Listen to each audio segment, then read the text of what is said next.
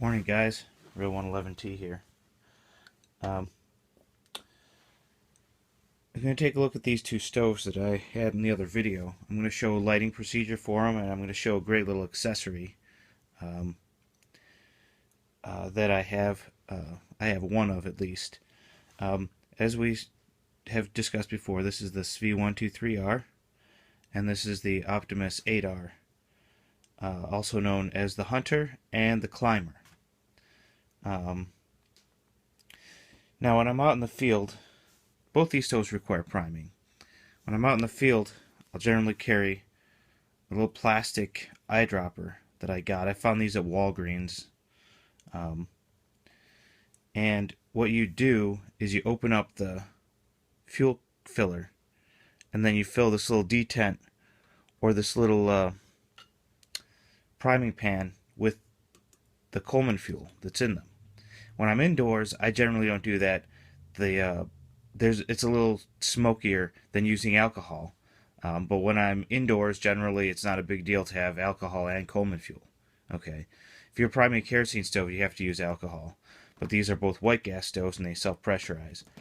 Now, they're very similar in terms of output. They're very similar in terms of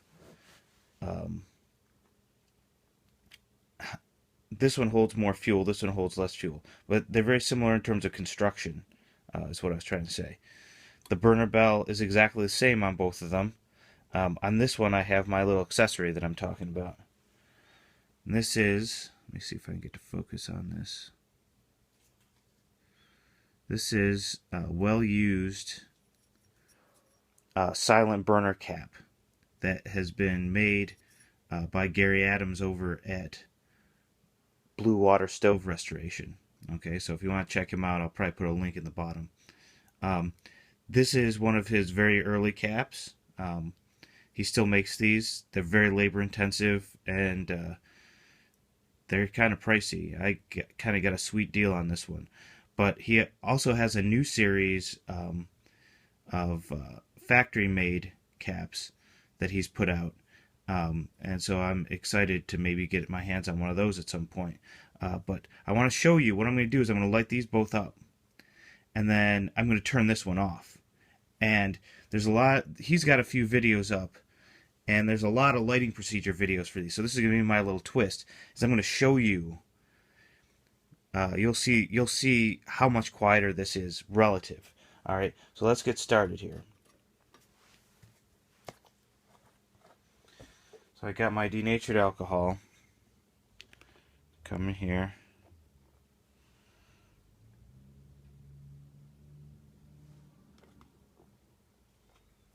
Oh, bumped the camera. Still on target. Good.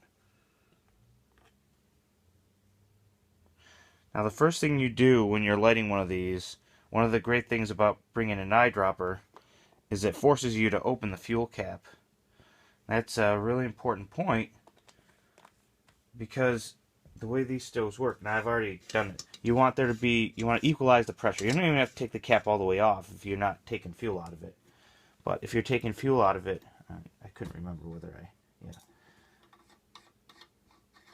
You want to equalize that pressure in there because when these things cool off after you last use them, they develop kind of a negative pressure.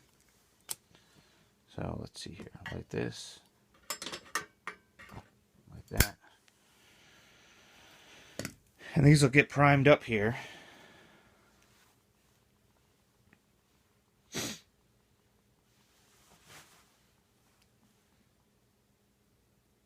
And basically, if there's negative pressure in there, you're kind of working against it. Okay.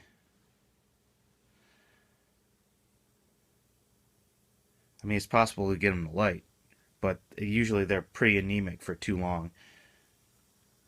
Now this is an older 8R. The newer ones have the same key as this. But the older ones, I actually like the Bakelite one better because it doesn't get hot. You can leave it set. Oh. These things are quirky. They've got their own little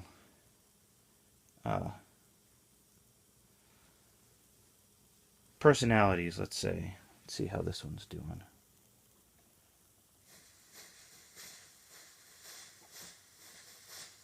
Starting. Yeah.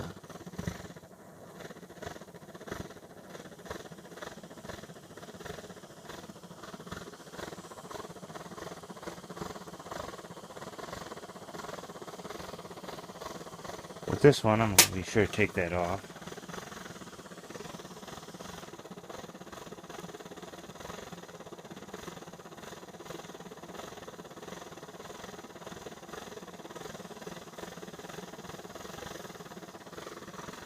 Go. So I'm going to give them a couple seconds to get up to full blast, guys. Stick with me. Okay, so it's been about 5 minutes. It would take less time if there was a pot setting on top of it to reflect the heat back down. I assembled the windscreen onto the svea. The windscreen also has a heat shield in it, which isn't so important when it's burning on its own, but is more important when there's a pot reflecting heat down, especially a shiny pot. If you have a shiny pot, because it'll actually reflect heat from the burner straight back down to the tank. And while this is a self-pressurizing stove, you don't want to over-pressurize them. They've got safety release valves on the fuel caps, and what'll happen is it'll just start squirting liquid fuel out. If that happens on this video, which I really doubt it will, but if it did, you would know it, and you probably would not see the video because I'd be lighting my dining room table on fire, and that's just too embarrassing for YouTube. So, yeah. We got these things up and running.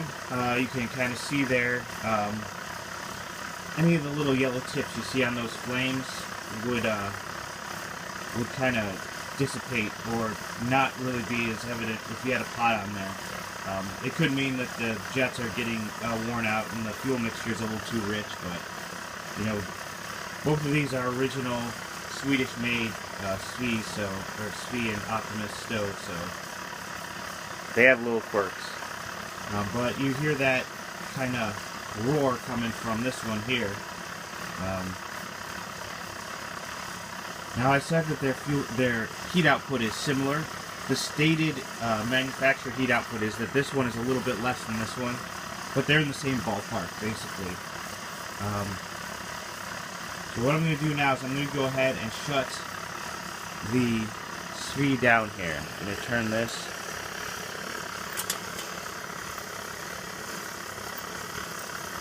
And listen. If I can get this thing on here. Here we go.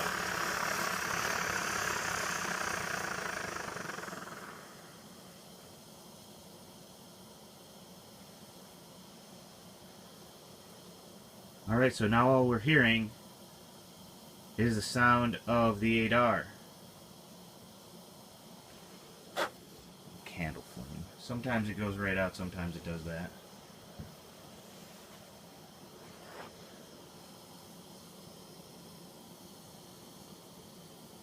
So now, an important point about silent burner caps. You know, you think, well, I mean, obviously this is a simpler design to have the roar type impingement burner. The silent cap is definitely better indoors, and it's better outdoors if you're trying to have a conversation while you're cooking. It is not as good as the roar burner in terms of wind resistance. Okay, the more direct kind of burner is more resistant to wind. You should be trying to protect either stove from wind anyway, though. And there were actually some of the kerosene models came with two different burners. They would come with a roar burner, and their design was significantly different. It wasn't just a matter of popping a cap on the top. It was a lot more complex sort of design, but they would actually come with two burner heads, and you could use one. I mean, kind of it was a spare, but also if you were going to be operating the stove indoors, as a lot of people did, they would want the silent one. And they say silent, but you can still hear a noise, but it's definitely a lot quieter.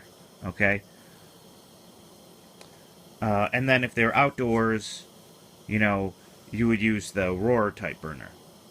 So there you have it, guys. A little description of roar versus silent burners, uh, and a little exploration of this very excellent BernieDawg blue water stove restoration silent mini cap. Thanks for watching.